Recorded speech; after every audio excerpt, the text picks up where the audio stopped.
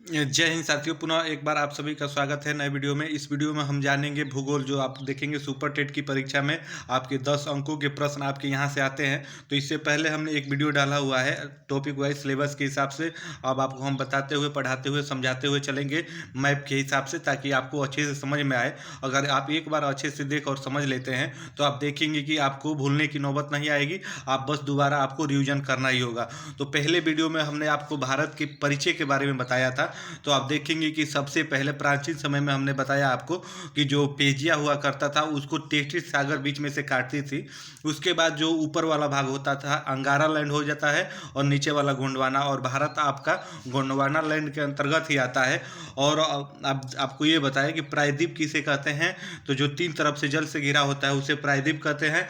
उसके बाद ग्लोब और महाद्वीप पे हमने भारत की स्थिति बताया, अक्षांश रेखाएं के हिसाब से स्थिति बताया और देशांतर रेखाओं के हिसाब से स्थिति बताया। और उसके बाद हम आप आज इस वीडियो में राज्यों की स्थिति के बारे में जानेंगे कि भारत में कुल कितने राज्य हैं, क्षेत्रफल की दृष्टि से बड़ा कौन राज्य है, कौन छोटा राज्य है, पड़ोसी देश से टच करने वाले राज्यों के बारे में हम विधिवत रूप से जानते हुए मैप के हिसाब से चलेंगे। मैप आपको दिखाते हुए, समझाते हुए चलेंगे। तो आप अभी तक हमारे चैनल से नहीं जुड़े हैं तो चैनल से जुड़ जाइएगा, ताकि ऐसी वीडियो आपको लाइन बाय लाइन सीक्वेंस से हम आपको प्रोवाइड कराते रहेंगे। तो आइए इस वीडियो की शुरुआत करते हैं। तो सबसे पहले आप यहाँ पे ये जान लीजिए कि भारत में जो वर्तमान स्थिति, इस समय की हम बात करें तो आपकी वर्तमान स्थिति में भारत में कुल आपके 28 राज्य हैं। आपको ये पता होना चाहिए, आपको पता भी होगा। और वही अगर आपसे प्रश्न बन जाए कि क्षेत्रफल की दृष्टि से सबसे बड़ा राज्य आपका कौन सा है, तो आपका राजस्थान होता है। आप ये ध्यान में रखेंगे। उसके बाद अगर वही आपके क्षेत्रफल की दृष्टि से सबसे छोटा राज्य अगर आपसे पूछ दे तो आपका गोवा होता है। और आपको ये भी पता होना चाहिए, कभी कभी आप देखेंगे प्रश्न बन जाता है कि समुद्रवर्ती या तटीय एक ही बात होती है कि वो कितने राज्य हैं। तो जो आप देखेंगे समुद्री सीमा को टच करने वाले भारत के कुल 9 राज्य हैं।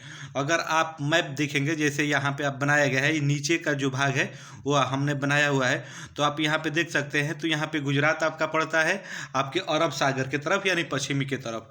आपका गुजरात पड़ता है। दूसरे नंबर पर आपका महाराष्ट्र आ जाता है, फिर गोवा, केरल, कर्नाटक, और इधर आ जाएंगे आप बंगाल के खाड़ी की तरफ तो आपका ये तमिलनाडु हो जाता है, आंध्र प्रदेश हो जाता है, और उड़ीसा हो जाता है, और यहाँ पे पश्चिम बंगाल हो जाता है। तो आप यहाँ पे इसे अच्छे से देख लेंगे, ध्यान में रखेंगे, मैप अपने जेहन में, दिमाग में घुसा लेंगे। क्योंकि आप देखेंगे कि यहाँ से प्रश्न ऐसे बन जाता है कि अरब सागर की तरफ से सटे राज्यों की कौन कौन से राज्य हैं, आपको वहाँ पे 3 ऑप्शन बना के दे देगा, और कभी पूछ देगा कि कौन है कौन नहीं है। तो हाँ और नहीं में आपको छांटना होगा, तो आपको पता रहेगा तभी आप छांट पाएंगे। तो आप यहाँ पे ध्यान में रखेंगे कि समुद्री तट से लगने वाले भारत के 9 राज्य हैं, जिसमें आपके 5 आते हैं अरब सागर की तरफ, और आपके 4 बंगाल के खाड़ी की तरफ आते हैं। उम्मीद है आपको यहाँ तक समझ में आई होगी बात। आइए वही आगे देखते हैं।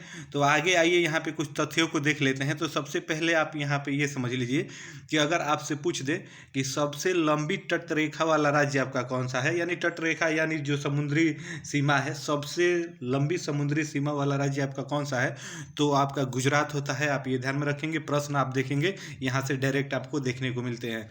अगर वही आपसे फिर पूछ दे कि सबसे छोटी तट रेखा वाला आप राज्य बताइए, तो आपका गोवा हो जाता है। उसके बाद ये भी आप ध्यान में रखेंगे कि भारत की कुल तट रेखा की लंबाई, यानी समुद्री तल, आप देखेंगे कि 9 राज्यों से समुद्री सीमा लगती है, और अगर उस सब की लंबाई पूछ दे तो आप देखेंगे 6100 किलोमीटर होता है। आप ये भी ध्यान में रखेंगे। वही फिर आपसे दोबारा भारत की द्वीपों सहित तट रेखा की लंबाई, भारत में जितने भी आप देखेंगे द्वीप समूह हैं उन सभी की लंबाई अगर आपसे पूछ दे तो आप देखेंगे कि वहाँ पे आपके 15.5 किलोमीटर हो जाता है। आप यहाँ पे इस बात को भी ध्यान में रखेंगे। उसके बाद आप देखेंगे पड़ोसी राज्यों से जुड़े हुए काफ़ी प्रश्न परीक्षाओं में देखने को मिलते हैं, और छात्र पता होते हुए भी कन्फ्यूजन में पड़ के भाई उससे गलत हो जाता है। तो यहाँ पे कन्फ्यूजन नहीं रखेंगे। छोटी सी वीडियो में आपको कायदे से अच्छे से समझा देंगे, दोबारा आप फिर गलती नहीं करेंगे। तो सबसे पहले आपको ये पता होना चाहिए कि जो पड़ोसी देश हैं भारत के, वो कितने हैं जो भारत के साथ अपनी सीमा साझा करते हैं। तो सबसे पहले आपको यहाँ पे ये पता होना चाहिए कि आपका एक पाकिस्तान हो जाता है, उसके बाद एक अफगानिस्तान, उसके बाद आपका एक चीन, नेपाल, भूटान, बांग्लादेश, म्यांमार, इतने देश हैं जो आप देखेंगे भारत के साथ अपनी सीमा साझा करते हैं। तो ये आपका 1 हो गया, ये 2 हो गया, 3, 4, 5, 6, 7 ऐसे देश हैं जो भारत के साथ अपनी सीमा को साझा करते हैं। तो कभी कभी इसमें आपसे ये भी प्रश्न यहाँ पे देखेंगे बन जाता है, डायरेक्ट पूछ देता है कि पाकिस्तान से सटे यानी पाकिस्तान से लगने वाले कौन कौन से राज्य हैं, राज्यों की श्रेणी दे देगा आपको, कभी हाँ में कभी ना में पूछ देगा। तो आपको यहाँ पे ये भी पता होना चाहिए कि पाकिस्तान जो है उससे कौन कौन से सीमा अपनी टच करते हैं यानी सटे हैं। तो पाकिस्तान से लगने वाले राज्यों की बात की जाए तो आप देखेंगे गुजरात लगा है, पाकिस्तान से सटा है। उसके बाद आपका राजस्थान है, पंजाब है, लद्दाख है, जम्मू कश्मीर है। इस प्रकार से ये राज्य हैं जो आपके पाकिस्तान से सटे हुए हैं। आप इसे भी ध्यान में रखेंगे, नोट डाउन कर लेंगे, आपके लिए अच्छा रहेगा। उसके बाद वही अफगानिस्तान से पूछे तो अफगानिस्तान से केवल आपका एक लद्दाख है जो सटा हुआ राज्य है, तो आप इसे भी ध्यान में रखेंगे। उसके बाद अगर चीन से पूछे तो चीन से आप देखेंगे लद्दाख आ जाता है, हिमाचल प्रदेश आ जाता है, आपका उत्तराखंड आ जाता है, सिक्किम आ जाता है, फिर आपका ये यूपी मतलब अरुणाचल प्रदेश आ जाता है। आप इसे भी यहाँ पे ध्यान में रखेंगे। फिर नेपाल से पूछ दे अगर आपसे तो नेपाल से आपका उत्तराखंड हो जाता है, फिर यूपी हो जाता है, बिहार हो जाता है, सिक्किम, पश्चिम बंगाल, आप ये भी ध्यान में रखेंगे। आप देखेंगे ये काफ़ी महत्वपूर्ण है, ये स्लाइड आपके लिए काफ़ी महत्वपूर्ण है।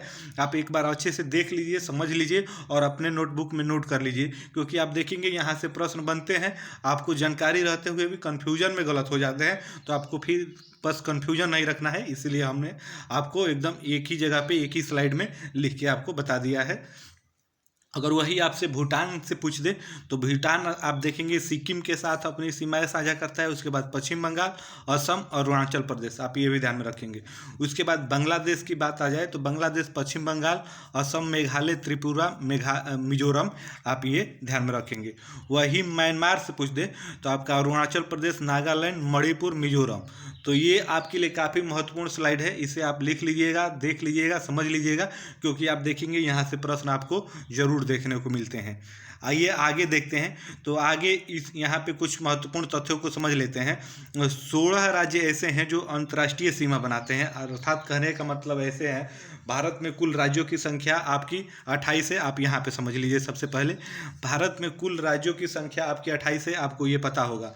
उसके बाद जो 9 राज्य ऐसे हैं जो आप देखेंगे समुद्री सीमा बनाते हैं, और आपके 16 राज्य ऐसे हैं जो आप देखेंगे आपके अंतर्राष्ट्रीय सीमा बनाते हैं। तो आपका 9-16 मिला के 25 हो गए, आपके राज्य 28 है। तो आपके 3 राज्य ऐसे हैं जो आप देखेंगे न समुद्री सीमा बनाते हैं न आपके अंतर्राष्ट्रीय सीमा बनाते हैं। तो ऐसा हुआ, इसके परिप्रेक्ष्य में आप 3 हुआ। तो लेकिन आप देखेंगे कि 5 ऐसे राज्य हैं जो आप देखेंगे कि न अंतर्राष्ट्रीय सीमा बनाते हैं न आपके समुद्री सीमा बनाते हैं। तो आइए उसको भी आपको पहले समझा देते हैं वो कैसे। तो सबसे पहले आप यहाँ पे ये देख लीजिए, 16, ये तो बताया कि 16 राज्य अंतर्राष्ट्रीय सीमा बनाते हैं। उसके बाद 2 केंद्र शासित राज्य भी अंतर्राष्ट्रीय सीमा बनाते हैं, जम्मू कश्मीर और लद्दाख, ये दोनों आपके अंतर्राष्ट्रीय सीमा बनाते हैं, आप ये भी ध्यान में रखेंगे। उसके बाद आइए यहाँ पे इस स्लाइड को आपको समझना काफ़ी महत्वपूर्ण हो जाता है। आप देखेंगे कि 2 राज्य आपके ऐसे हैं, गुजरात और पश्चिम बंगाल। गुजरात और पश्चिम बंगाल ऐसे राज्य हैं जो समुद्रवर्ती यानी तटवर्ती राज्य के साथ साथ अंतर्राष्ट्रीय सीमा दोनों बनाते हैं।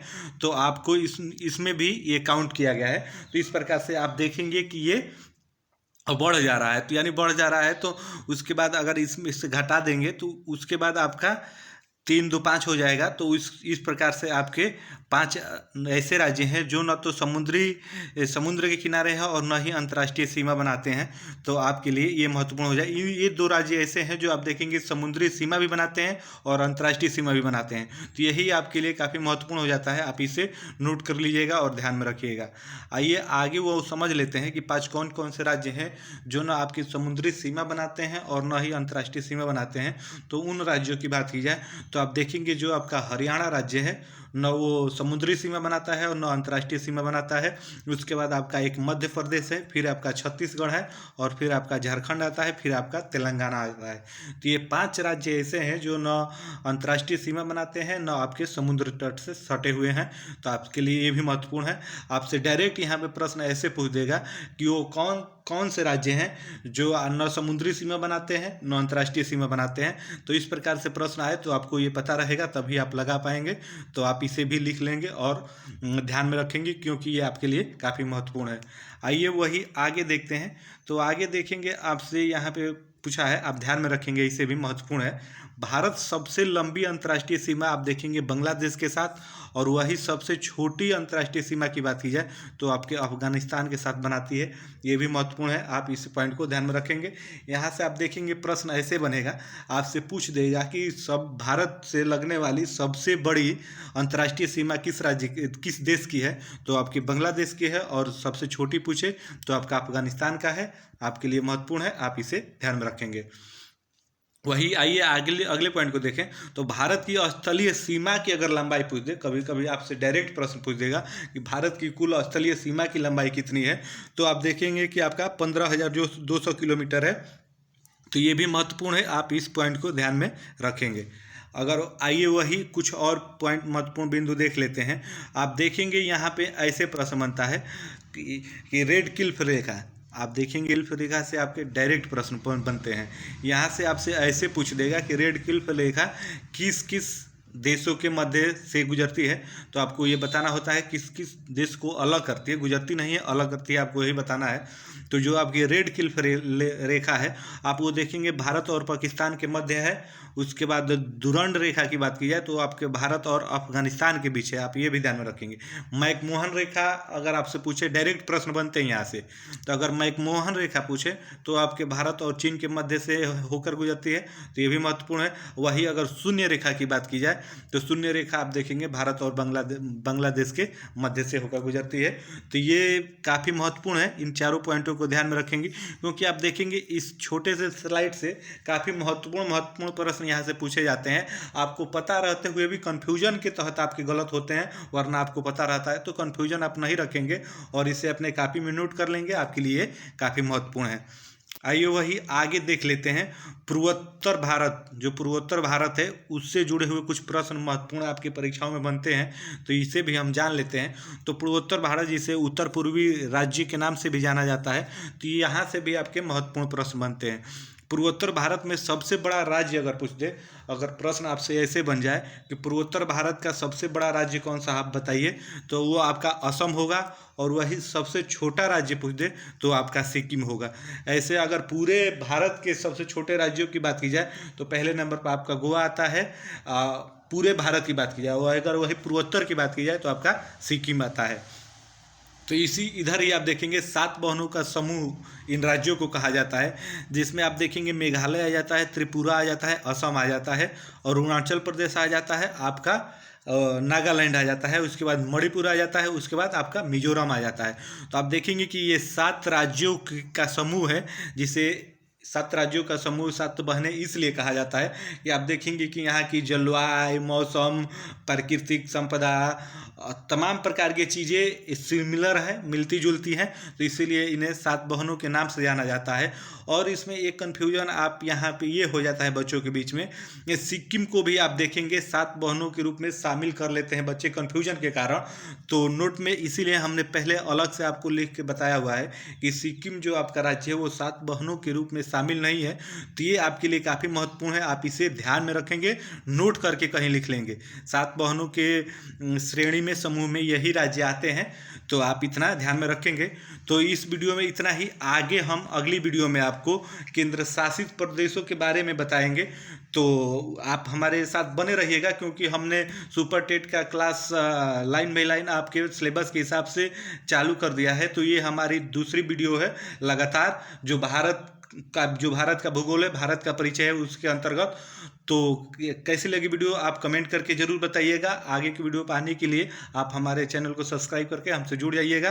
तो फिर मिलते हैं आपसे नेक्स्ट वीडियो में, तब तक के लिए आप सभी को जय हिंद, धन्यवाद।